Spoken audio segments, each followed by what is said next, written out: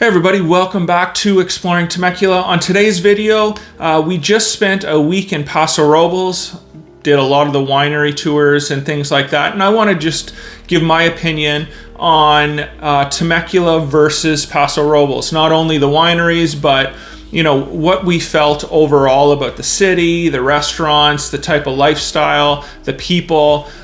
So in this video, we're going to talk about all of that. We had a great time, and hopefully we can give some people across America that are thinking of moving to California an idea of how we feel Central California, as opposed to Southern California, and just some of the differences that we felt in the last week visiting Paso Robles.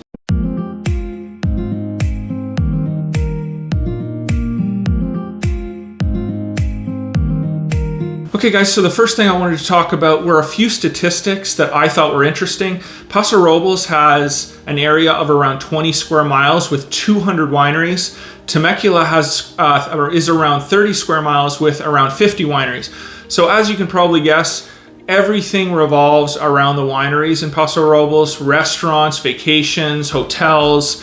That is a main source of small business and employment in that area. So just a little thing that I wanted to bring up that I thought, again, was very interesting. Okay, next up, I just wanted to talk about the overall feel we felt in Paso Robles as opposed to Temecula.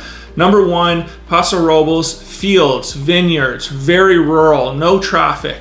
So to some people, that is going to be a huge benefit and something that they really want in their life. As we were driving through these areas, Christy and I were asking ourselves, what would we actually do here at this point in our lives? It's like, would we buy a 2-acre property, and would I start farming? Would I, have chickens? Would I start cutting grass? I mean, it's so different than Temecula. And I'm not saying one's better than the other, but at this point in our lives, we've just become accustomed to, going and doing and, sort of almost in some cases the hectic lifestyle that Temecula has. And, also for our businesses, it's just a better fit for us right now. If you like the hustle bustle, restaurants, bars, shopping, being able to get to the beach, being able to get to the like all of these different things, staying busy, obviously Southern California is going to be better for that type of lifestyle. Okay, so now a little bit of our experience of the wineries in Paso Robles versus Temecula. Paso Robles, first thing I wanted to talk about is I really don't get into wines in whether I like them or not in any of my videos, because I think that's a personal choice. I mean, I could like a wine that you would hate. That being said, we really like the wines in Paso Robles. Overall, we felt that more reds in Central California than here in Temecula. In Temecula, there's most wineries have rosés and whites and champagnes. In Paso Robles, in the wineries we went to anyway, the majority of the tastings were, maybe one white and then all the rest reds. The odd winery that we went to did have a rosé. I think one of them did. And champagnes, I don't even know if we went to one winery with a champagne. Maybe one winery. So that would be the difference just in my short experience with Paso Robles in regards to the types of wines. Reservations. Paso Robles, especially if you are going on the weekends and especially if you're going to a winery that's well known, make sure you make a reservation. We went during the week, so Monday through Friday. We were told to make reservations, but when we actually got to the wineries, they asked us if we had reservations, but there was seating. So I don't know how important it is during the week or maybe off season, but just to be safe, I personally would make reservations at each and every winery that you plan to visit. Okay guys, next up, cost of tastings. I would say Paso Robles is a little more, on average $25 to $30 per tasting. Temecula might be 20, maybe even 15 in some wineries. So the edge, in way of how much tasting costs goes to Temecula on that. one of the things that I suggest you do is when you go to the wineries in Paso Robles, ask them if they have any 2-for-1 tastings for other wineries. We didn't know this. We were just having conversation with our server and she offered to give us this. So if we had to do it again, we would go into each tasting and ask if they had any 2-for-1s. So obviously save yourself a bunch of money doing it that way. Another big difference that we noticed in Paso Robles as opposed to Temecula is in Temecula, you basically go up to this large bar for most of these wineries and you stand there and they have 4 or 5 bartenders and they basically pour your pours or your tastings. In Paso Robles, they seat you at a seat. It's similar to a restaurant. They come up and they pour every few minutes for you. So anyway, that was just a difference that I noticed. Okay, so next up, weather. When we went, it was over Thanksgiving week. Beautiful weather, unbelievable weather. I would say that the temperatures are going to be 5 to 10 degrees less overall in Paso Robles than Temecula. If you hate the heat, I suggest that you look at Paso Robles because Temecula in the summer, as I've said before, does get much hotter, I would guess, than Paso Robles. I think, especially July, August, and September, you're up over 100 here in Southern California. The service and the people. I believe that generally speaking, everywhere you go, 99% of people are going to be good people. What I can say is that there were instances where we went, let's just say we went to 7 restaurants in Paso Robles. 2 of them, our server was like, I hate life, I hate you, and hurry up and eat your food.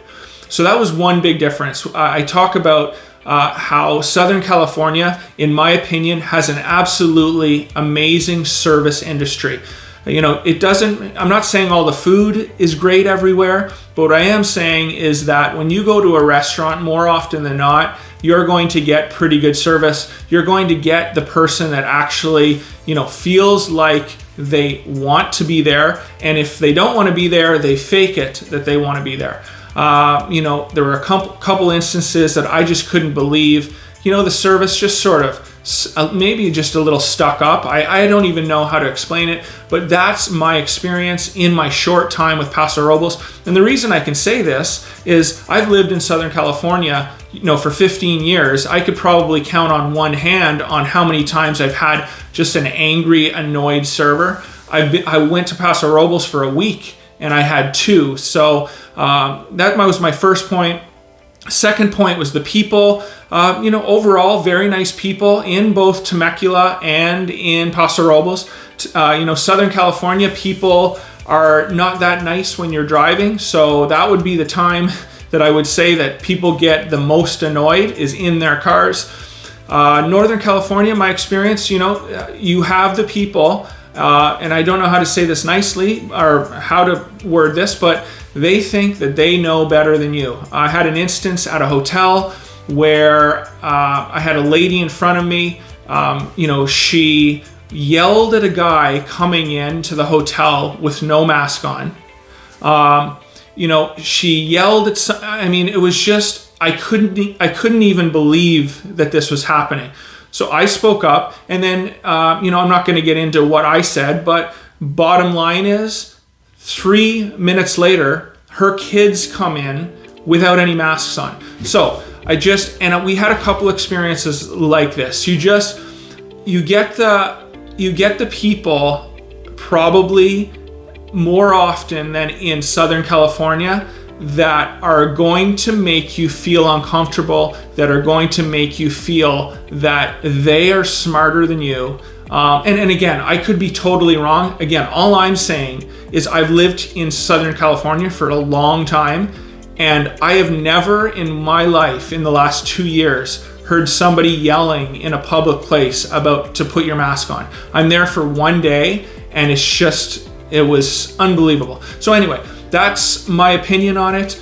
But again, we had tons of nice people that we met. We had lots of conversations with people up in Central California, but you are going to get those crazies. So just be forewarned on that and be aware.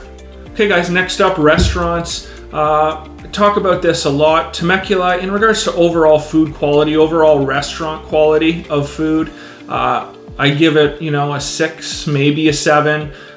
When it comes to Paso Robles or our drive up there, every single restaurant that we ate at, we really enjoyed except one. So I'm going to give the win to Central California on this for the overall, not restaurant experience, but for the actual food that you're getting at the restaurant. We ate some amazing meals.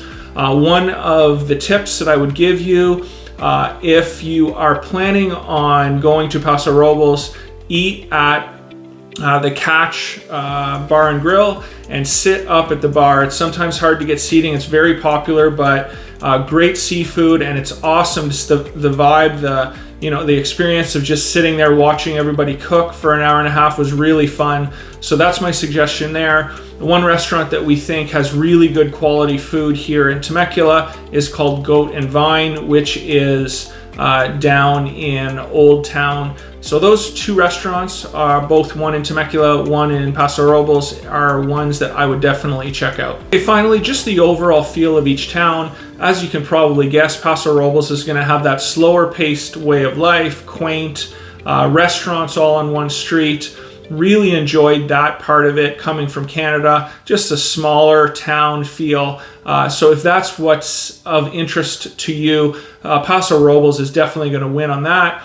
Next up, let's talk about Temecula. One thing that I have grown to really like is just the availability of everything around me within 5 minutes. Regardless of if it's a Costco or a Sam's Club or getting gas or going out and getting something to eat, going shopping, everything, schools, everything is close to in proximity and way of your home here in Temecula. So, just a personal choice. At this point in my life, I just like being in Temecula for those reasons when talking specifically about each town.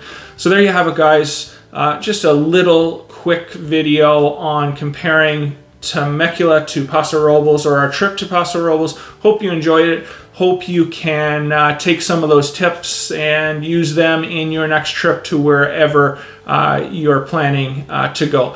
Make sure you reach out. If you have specific questions on Temecula, I'd be glad to talk to you on the phone, even if it's not about buying or selling property. I'd be glad to give you some advice on things to do here and around the area.